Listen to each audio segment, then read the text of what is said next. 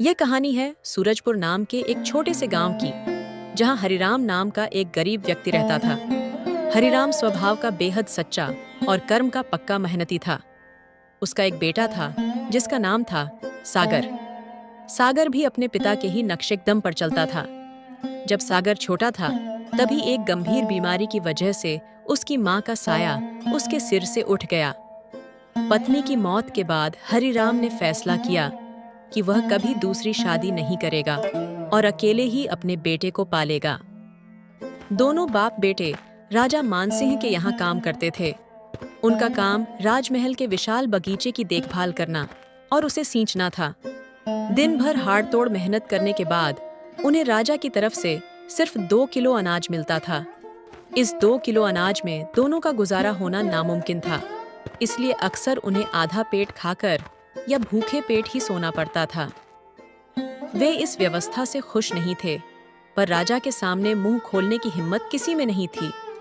उम्र दराज हरिराम को तो इस गरीबी की आदत हो चुकी थी, मगर युवा सागर का हट्टा कट्टा शरीर इस कम खुराक को बर्दाश्त नहीं कर पा रहा था। उसका गुस्सा बढ़ता जा रहा था और इसी सिलसिले में एक दिन वह अपने पिता के पास जा पहुंचा। पिताजी, हमें राजा का ये काम छोड़ देना चाहिए और कोई दूसरा काम ढूंढना चाहिए। ये क्या कह रहे हो बेटा? राजा की नौकरी छोड़ दे? तुम्हारा दिमाग तो ठीक है? नहीं पिताजी, मैं बिल्कुल सच कह रहा हूं। हमें यहां काम करना बंद कर देना चाहिए। आखिर दिन रात इतनी मेहनत करने के बाद हमें मिलता ही क्या है? सिर्फ 2 किलो अनाज। इतने कम अनाज में ना तो हमारा पेट भरता है और ना ही हमारा गुजारा हो पाता है। अगर हम भरपेट खाएंगे ही नहीं तो इतनी मेहनत कैसे करेंगे? इससे तो अच्छा है कि हम किसी दूसरे शहर चले जाएं और वहां कोई नौकरी कर लें। कम से कम इससे ज्यादा तो कमा ही लेंगे और इस लाचारी से अच्छी जिंदगी जिएंगे। सच तो यह था कि हरिराम भी मन ही मन सागर की बात से पूरी तरह सहमत था।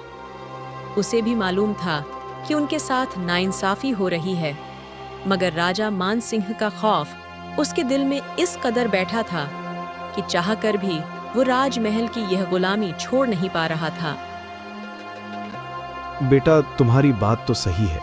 भूखे रहने की वजह से मेरी तबीयत भी खराब रहती है और कभी कभी तो आंखों के सामने अंधेरा छा जाता है। लेकिन हम राजा का काम छोड़कर नहीं भाग सकते। अगर हम बिना बताए चले गए तो राजा के सिपाही हमें ढूंढ निकालेंगे और राजा हमें बहुत भारी सजा देगा। हमारी भलाई इसी में है कि हम चुपचाप अपना काम करते रहें। अच्छा, अब इन बातों को छोड़ो और जल्दी से जंगल जाकर कुछ सूखी लकड़ियां ले आओ। तब तक मैं खाना बनाने की तैयारी करता हूं। पिता की आंखों में राजा का वो भयानक डर देखकर सागर का भी हौसला डगमगा गया। उसने डर के मारे दूसरे शहर जाकर नौकरी ढूंढने का अपना इरादा वहीं छोड़ दिया। दोनों बाप बेटे के बीच की यह गंभीर बातचीत यहीं खत्म हुई और सागर कुल्हाड़ी उठाकर सूखी लकड़ियां बीनने जंगल की तरफ निकल पड़ा। अभी सागर को गए कुछ ही देर हुई थी कि उनके सूने घर के दरवाजे पर दीपा चाची आ पहुंची, जो उनके घर से थोड़ी ही दूरी पर रहा करती थीं। हरिराम भाई, क्या हाल चाल है? सब ठीक ठाक है ना? हाँ बहन, सब ठीक है। आप बताइए, इधर कैसे आना हुआ? कोई काम था क्या? नहीं हरिराम भाई, कोई खास काम नहीं था। बस तुमसे एक जरूरी बात करनी थी, इसलिए चली आई। हाँ हाँ, कहो बहन, क्या जरूरी बात है? हरिराम भाई, तुम्हारी पत्नी के जाने के बाद तुमने अकेले बहुत दुख झेले हैं। घर का काम संभालना और फिर बाहर मजदूरी करना तुमने सब अकेले किया है और आज भी वही कर रहे हो। अब तो तुम्हारा बेटा भी जवान हो गया है, तुम उसकी शादी क्यों नहीं करवा देते? घर में बहू आ जाएगी तो घर का सारा काम संभाल लेगी और तुम्हें कम से कम घर के कामों से आराम मिल जाएगा। अरे दीपा बहन, सागर की शादी तो 1 साल पहले ही हो चुकी है। क्या कहा तुमने? सागर की शादी को 1 साल हो गया? लेकिन तुमने ये बात आज तक गांव में किसी को क्यों नहीं बताई? ऐसी क्या बात है जो तुमने इतनी बड़ी सच्चाई सबसे छुपा कर रखी है? नहीं बहन, छुपाने वाली कोई बात नहीं है। बस सागर की पत्नी अभी अपने मायके में ही रह रही है। जरा मुझे भी तो बताओ भाई, बहू अपने मायके में क्यों बैठी है? तुमने उसे यहाँ क्यों नहीं बुलाया? बेटे की शादी क्या बहू को उसके मायके में रखने के लिए की जाती है? तुम सागर से कहते क्यों नहीं कि वो अपनी पत्नी को विदा करा कर ले आए? तुम आज ही सागर को उसके ससुराल भेजो और बहू को घर लाओ। कैसे भेज दूं बहन? तुम तो हमारी हालत देख ही रही हो। गरीबी ने हमें चारों तरफ से घेर रखा है। हमारे घर में तो बहू के सोने के लिए एक ढंग की चारपाई तक नहीं है, और हमारे पास इतने पैसे भी नहीं है कि बाजार से नई चारपाई खरीद सकें। इसके अलावा सागर के पास ससुराल जाने के लिए अच्छे कपड़े भी नहीं हैं। उसके पास कुल 2 जोड़ी कपड़े हैं, जिनमें से एक तो पूरी तरह से फटा हुआ है। अब तुम ही बताओ, फटे कपड़े पहनकर वो अपने ससुराल कैसे जाएगा? अच्छा थोड़े ही लगेगा। अरे भाई हरिराम, मैं तो तुम्हें बहुत समझदार मानती थी, लेकिन तुम तो बिल्कुल ना समझ निकले। बस इतनी सी छोटी बात के लिए तुमने बहू को उसके मायके में छोड़ रखा है। मैं तो सोच रही थी कि कोई बहुत बड़ा झगड़ा होगा। भला चारपाई और कपड़ों की कमी की वजह से कोई बहू को घर नहीं लाता क्या? चलो, इस बात की चिंता तुम छोड़ो। मैं अपने घर से एक चारपाई दे देती हूँ, जिस पर बहू आराम से बैठ और सो सकेगी, और सागर के लिए नए कपड़े भी मैं ला कर दूंगी। नहीं नहीं दीपा बहन, इसकी कोई जरूरत नहीं है। आप क्यों हमारे चक्कर में फालतू परेशान हो रही हैं? इसमें परेशानी कैसी भाई? आखिर सागर मेरे भी तो बच्चे जैसा ही है। इतनी बात कहकर दीपा चाची अपने घर लौट गईं। उनके जाने के बाद हरिराम गहरे सोच विचार में डूब गया। वह मन ही मन बुदबुदाया। दीपा बहन ठीक ही तो कह रही थी। मुझे अपनी बहू को विदा कराकर घर ले आना चाहिए। उसके आने से घर में रौनक भी आएगी और हम दोनों को घर के कामों से थोड़ी राहत भी मिलेगी। मैं कल सुबह ही सागर को उसकी ससुराल भेज दूंगा। अभी हरिराम सोच ही रहा था कि दीपा चाची दोबारा उनके आंगन में आ पहुंची। इस बार उनके हाथों में हरिराम के लिए एक मजबूत चारपाई और सागर के लिए नए नवेले कपड़े थे, ताकि सागर अच्छे कपड़े पहनकर अपनी पत्नी को सम्मान के साथ घर ला सके। इन चीजों को रखकर चाची वापस चली गईं। कुछ ही देर बाद जब सागर जंगल से लकड़ियों का भारी गट्ठर सिर पर उठाए थका हारा घर लौटा, तो घर के आंगन में चमचमाती चारपाई देखकर उसकी आंखें खुली की खुली रह गईं। अचानक घर में चारपाई देखकर वह कौतूहल से भर गया और फौरन अपने पिता हरिराम से सवाल कर बैठा। पिताजी, मैं अभी कुछ देर पहले ही तो जंगल गया था। इतनी जल्दी ये चारपाई घर में कहां से आ गई? बेटा, ये चारपाई मैं नहीं लाया हूं। ये हमारी पड़ोसी दीपा बहन ने हमें दी है, और साथ ही तुम्हारे लिए नए कपड़े भी लाकर दिए हैं। लेकिन पिताजी, दीपा चाची ने हमें ये चारपाई और नए कपड़े भला क्यों दिए हैं? बेटा, ये चारपाई तुम्हारे लिए नहीं बल्कि तुम्हारी पत्नी के लिए है, और ये नए कपड़े तुम्हारे लिए हैं ताकि तुम अच्छे से तैयार होकर अपने ससुराल जा सको। कल सुबह ही तुम ये नए कपड़े पहनकर ससुराल चले जाओ और अपनी पत्नी को विदा कराकर घर ले आओ। लेकिन पिताजी, हम दोनों खुद ही बड़ी मुश्किल से पेट भर पाते हैं। ऐसे में जब रूपा यहाँ आएगी तो हम उसे क्या खिलाएंगे? और जब वो हमारे घर की ऐसी गरीबी देखेगी तो हमारे बारे में क्या सोचेगी? हाँ बेटा, मैं तुम्हारी चिंता समझ रहा हूं, लेकिन हम बहू को हमेशा के लिए उसके मायके में भी तो नहीं छोड़ सकते ना। कभी ना कभी तो उसे इस घर में लाना ही होगा। इसलिए मेरी बात मानो और कल ही जाकर उसे ले आओ। ठीक है पिताजी, जैसा आप कहें। मैं कल सुबह ही जाकर रूपा को ले आता हूं। अगली सुबह सूरज की पहली किरण के साथ ही सागर नए कपड़े पहनकर अपनी पत्नी रूपा को विदा कराने अपनी ससुराल की तरफ निकल पड़े देखा। ससुराल पहुंचते ही दामाद जी की खूब आवभगत और खातिरदारी हुई। सगे संबंधियों के प्यार और अच्छे पकवानों के बीच सागर को समय का पता ही नहीं चला, और वह पूरे 1 हफ्ते तक वहीं रुका रहा। देखते ही देखते 7 दिन गुजर गए, जिसके बाद सागर अपनी पत्नी रूपा को साथ लेकर वापस अपने गांव की ओर चल दिया। मगर जैसे जैसे घर का रास्ता नजदीक आ रहा था, रास्ते में सागर के दिमाग में गहरी चिंताएं और ढेरों विचार चलने लगे। अभी तो हमारा घर बहुत ही गंदगी से भरा हुआ होगा। रूपा देखेगी तो हमारे बारे में क्या सोचेगी? एक काम करता हूँ, अभी के लिए मैं रूपा को दीपा चाची के घर छोड़ाता हूँ। उसके बाद मैं अपने घर की सफाई कर लूंगा। रास्ते की उलझन के चलते सागर अपनी पत्नी रूपा को सीधे घर ले जाने के बजाय रास्ते में ही दीपा चाची के घर छोड़ देता है और अकेले अपने घर की तरफ बरच जाता है। मगर जैसे ही वो सूने आंगन में कदम रखता है और हरिराम अपने बेटे को इस तरह अकेले वापस आते देखता है तो उसका माथा ठनक जाता है।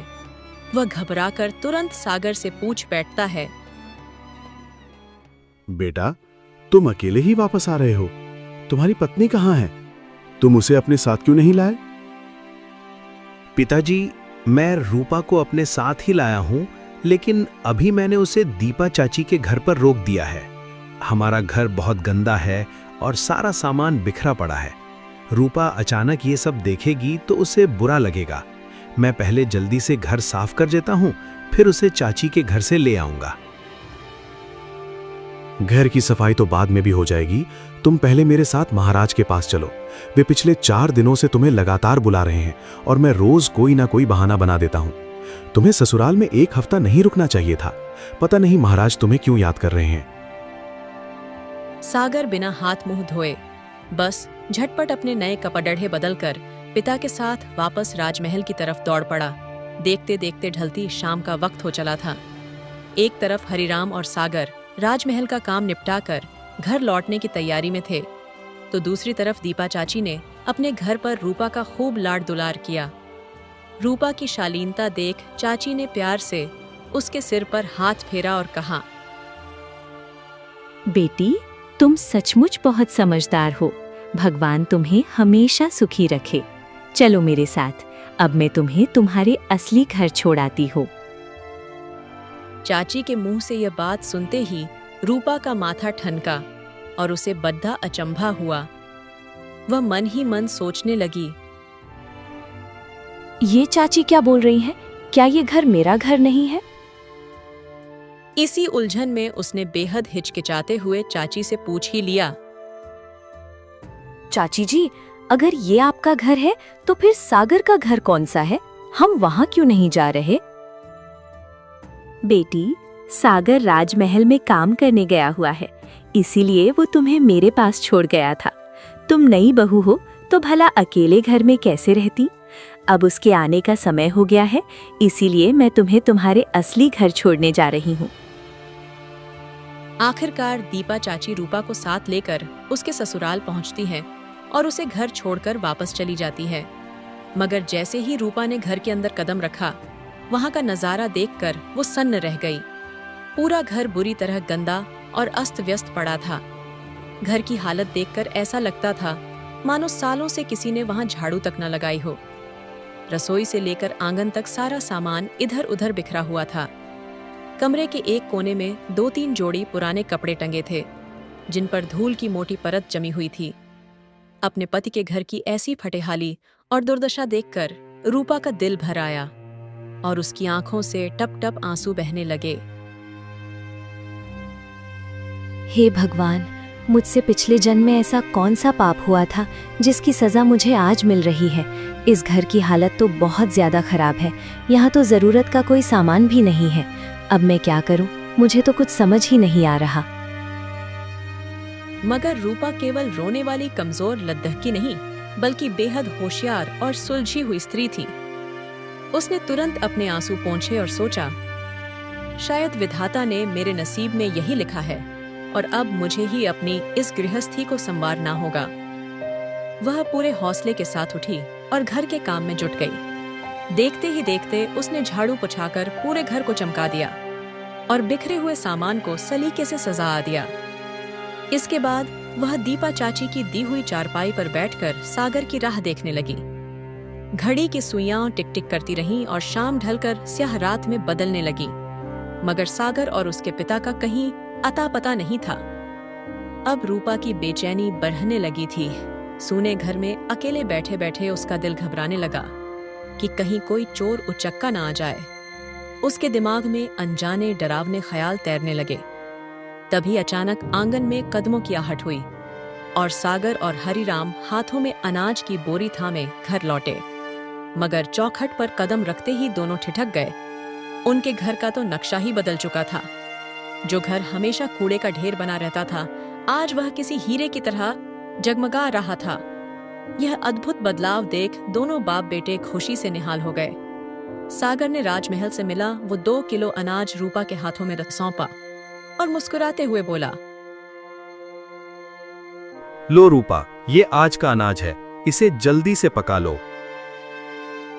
जब रूपा ने देखा कि 3 लोगों के हिसाब से वह अनाज बहुत ही कम है, तो उसे बड़ेधा अचंभा हुआ।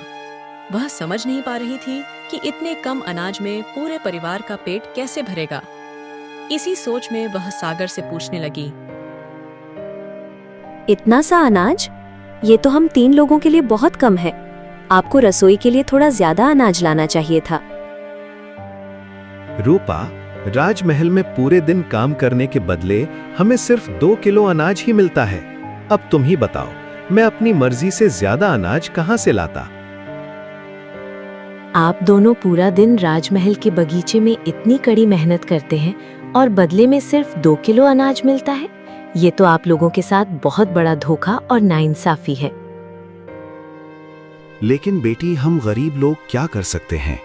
राजा ने हमारे काम का जो हिस्सा तय किया है, हमें वही मिलता है।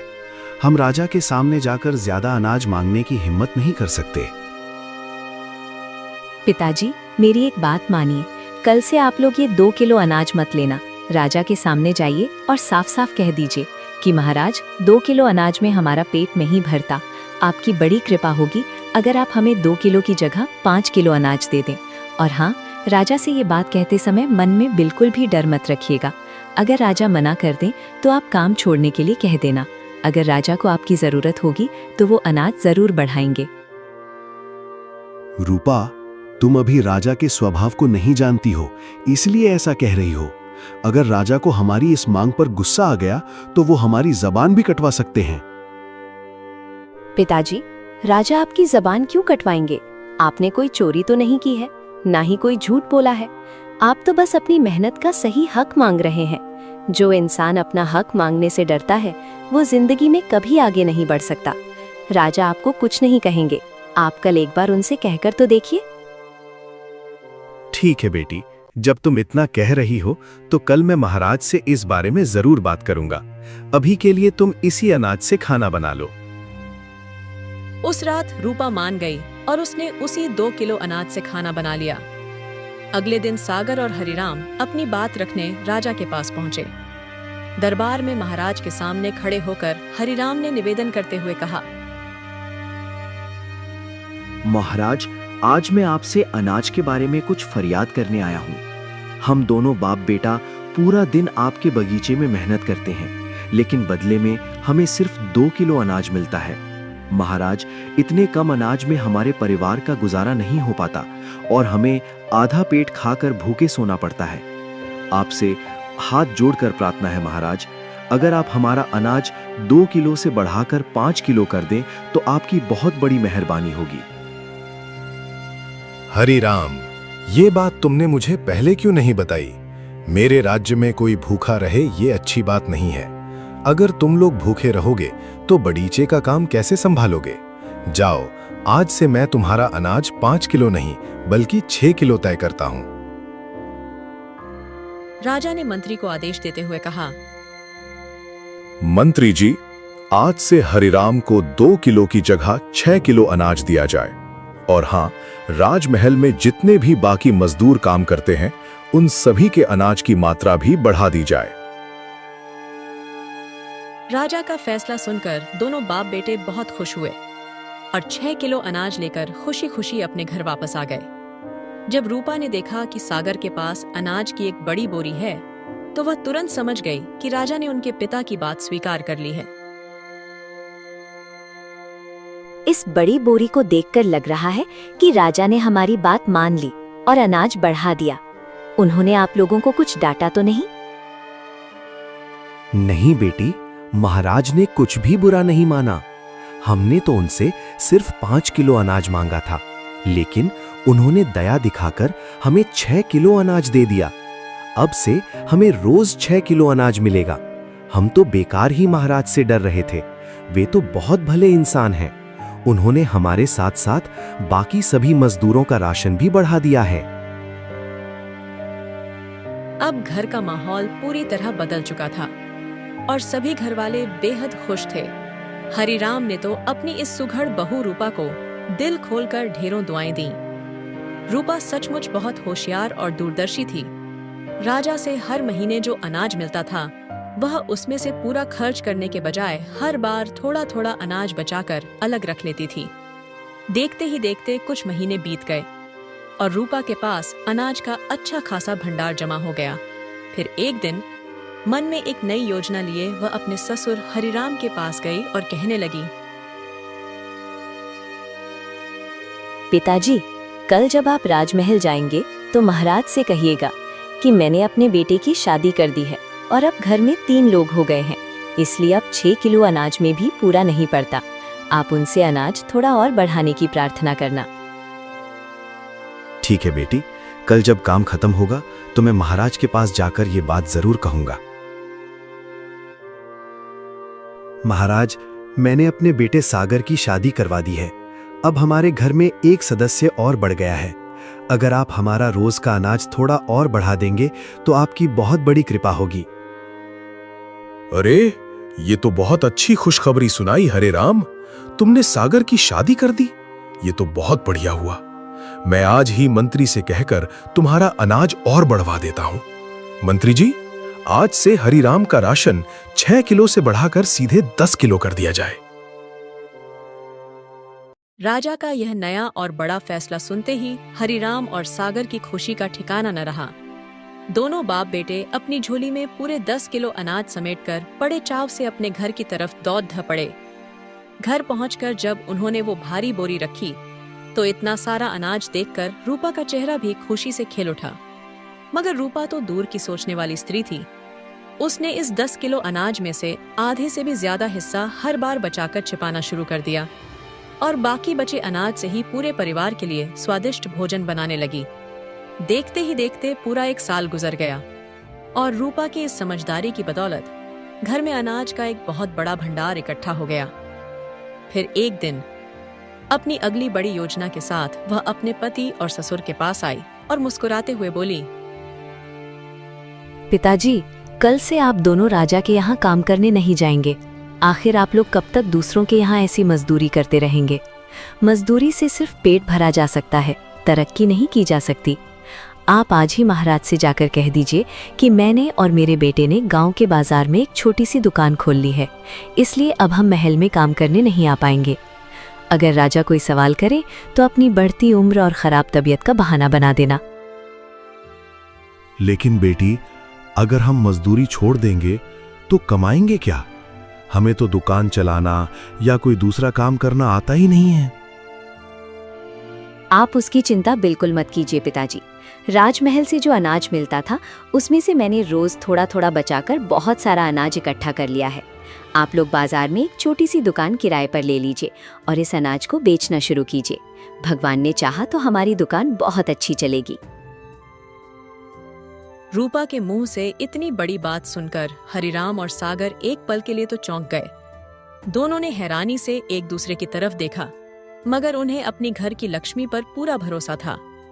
वे अच्छी तरह जानते थे कि रूपा बहुत समझदार है और अगर उसने यह बात कही है तो जरूर कुछ सोच समझकर और उनके भले के लिए ही कही होगी।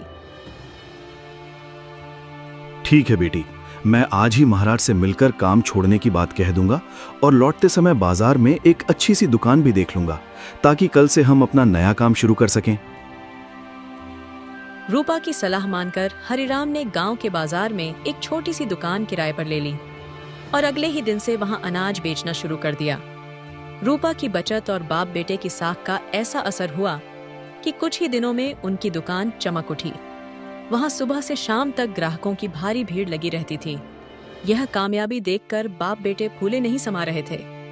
अब वे जब भी दुकान बढ़ाकर घर लौटते तो रूपा के लिए और घर के लिए कुछ न कुछ सुंदर सामान या तोहफा जरूर लाते। देखते ही देखते कुछ महीने हंसी खुशी बीत गए। फिर एक सुहानी दोपहर रूपा हमेशा की तरह अपने घर के बाहर बैठी हुई थी। तभी अचानक उसकी नजर आंगन के एक सुनसान कोने पर पड़ी दी। वहां धूल के बीच कुछ चमक रहा था। वह एक बेशकीमती सोने का हार था। इतना आलीशान सोने का हार देखकर रूपा की आंखें आश्चर्य से फटी की फटी रह गईं। उसने बिना समय गंवाए फुर्ती से उस हार को उठाया और घर के अंदर ले जाकर एक ऐसी गुप्त जगह पर छिपा दिया जहां परिंदा भी पर न मार सके। अभी इस बात को कुछ ही देर हुई थी कि गांव के चौराहे पर राजमहल के ढिंढोरची का नगाधा गूंज उठा। उसने जोर शोर से ऐलान किया, सुनो सुनो सुनो, महारानी जी का नौलखा हार एक चपटी चिड़िया उड़ा ले गई है।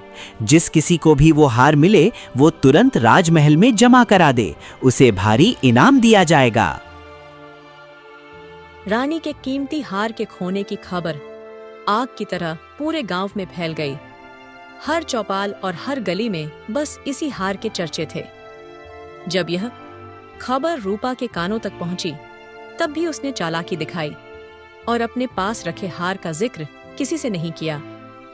दिन गुजरते गए पर राजा को हार की कोई थाह नहीं मिली। आखिरकार हताश और परेशान होकर राजा ने अपने महामंत्री को बुलाया और बड़ी रथी चिंता में बोला, मंत्री जी, क्या हुआ? रानी के सोने के हार का कुछ पता चला या नहीं? नहीं महाराज, अभी तक कोई सुराग नहीं मिला है, लेकिन हमारे सिपाही लगातार उसकी तलाश कर रहे हैं। मंत्री जी, तो एक काम करिए, पूरे गांव में एक बार फिर से ऐलान करवा दीजिए कि जो कोई भी बिना डरे रानी का हार लाकर राजा को सौंपेगा, उसे उसकी इच्छा के अनुसार मुंह मांगा इनाम दिया जाएगा। अगले दिन मंत्री ढिंडोरची से फिर से पूरे नगर में ऐलान करवा देता है, सुनो सुनो भाई गांव वालों, एक चिड़िया रानी का कीमती सोने का हार लेकर उड़ गई है। जिस किसी भी व्यक्ति को वो हार मिले वो तुरंत महाराज के पास लेकर आए। हार लौटाने वाले को राजा साहब मुंह मांगा इनाम देंगे। यह खबर अब रूपा तक पहुंच जाती है। रूपा तुरंत अपने पति और ससुर से कहती है, मैंने सुना है कि कोई चिड़िया रानी का सोने का हार लेकर उड़ गई है और राजा उसे ढूंढ रहे हैं। राजा ने ऐलान किया है कि हार लौटाने वाले को मुंह मांगा इनाम मिलेगा। पिताजी, क्या राजा अपनी बात के पक्के हैं? वो झूठ तो नहीं बोल रहे? नहीं बहू, हमारी महाराज कभी अपनी बात से पीछे नहीं हटते। वो जो वादा करते हैं उसे जरूर पूरा करते हैं। पिताजी, वो रानी का सोने का हार हमारे घर के बाहर गिरा हुआ था, जिसे मैंने संभाल कर रख लिया था। अब वो हार मेरे पास सुरक्षित है। आप इस हार को लेकर राजमहल जाइए और राजा को सौंप दीजिए। रूपा घर के अंदर से वह सोने का हार निकालती है और अपने ससुर हरिराम को दे देती है। हरिराम भी उस हार को लेकर तुरंत राजमहल जाता है और राजा को सौंप देता है। रानी का खोया हुआ हार देखकर राजा बहुत ज्यादा खुश हो जाते हैं। हार वापस मिलने की इस खुशी में राजा ने हरिराम की ईमानदारी की तारीफ की और उससे कहा, हरिराम, आज तुमने मुझे बहुत बड़ी खुशी दी है। हमारी शर्त के अनुसार तुम्हें इनाम में जो कुछ भी चाहिए बेझिझक मांग लो। मैं जानता हूं कि तुम बहुत ईमानदार और सच्चे इंसान हो, इसलिए संकोच मत करो। जो मांगोगे आज वही मिलेगा। महाराज, आपकी बहुत कृपा है। अगर आपकी ऐसी आज्ञा है तो मैं एक बार अपने घर पर परिवार वालों से सलाह कर लेता हूं, फिर कल आपको आकर बताऊंगा। ठीक है हरिराम, तुम आराम से अपने परिवार से बात कर लो और कल आकर अपनी इच्छा मुझे बता देना। बेटी, महाराज मुझे इनाम देना चाहते थे और मुझसे अपनी इच्छा बताने को कहा, लेकिन मैंने उनसे कह दिया कि मैं एक बार घर पर बात करके कल बताऊंगा। आपने बहुत सही किया पिताजी। अब आप कल महाराज के पास जाना और उनसे कहना कि महाराज, यदि आप इनाम देना ही चाहते हैं तो हमें थोड़ी सी खेती की जमीन दे दीजिए। उस जमीन पर मेहनत करके हम अपने परिवार का पेट हमेशा पाल सकेंगे। ठीक है बेटी, जैसा तुमने कहा है मैं कल महाराज से बिल्कुल वैसा ही मांगूंगा। अगले दिन हरिराम राजा के सामने जाकर खड़ा हो गया। राजा ने हरिराम से कहा, आओ हरिराम, क्या तुमने अपने परिवार से बात कर ली? इनाम में क्या तय किया है तुमने? महाराज, यदि आप हम पर प्रसन्न हैं तो हमें थोड़ी सी जमीन दे दीजिए। हम उस पर खेती करेंगे और अपने परिवार का जीवन अच्छे से बिता सकेंगे। ठीक है हरिराम, तुम्हारी ये इच्छा भी पूरी होगी। मैं आज ही मंत्री को आदेश देकर तुम्हें गांव में 5 बीघा जमीन दिलवा देता हूं। मेरी ईश्वर से यही प्रार्थना है कि तुम इस जमीन पर खूब अनाज उगाओ और तरक्की करो। फिर राजा अपने मंत्री से कहकर हरिराम को गांव में 5 बीघा जमीन दिलवा देते हैं। अब सागर दिन रात अपने खेतों में कड़ी मेहनत करता है और हरिराम अपनी अनाज की दुकान चलाता है। देखते ही देखते कुछ ही दिनों में वे बहुत अमीर हो जाते हैं। इसके बाद वे गांव में एक बहुत अच्छा और बड़ा घर खरीद लेते हैं। अब उनके घर में किसी भी चीज की कोई कमी नहीं थी। इस तरह रूपा की समझदारी और सही फैसलों की वजह से कुछ ही दिनों में हरिराम और सागर की गरीबी दूर हो जाती है और उनका पूरा परिवार सुख से रहने लगता है। दोस्तों, ये कहानी आपको कैसी लगी हमें कमेंट में जरूर बताइएगा। अगर आपको हमारी ये वीडियो और हमारी मेहनत अच्छी लगी हो तो वीडियो को लाइक करें, शेयर करें और हमारे चैनल को सब्सक्राइब करना ना भूलें। धन्यवाद।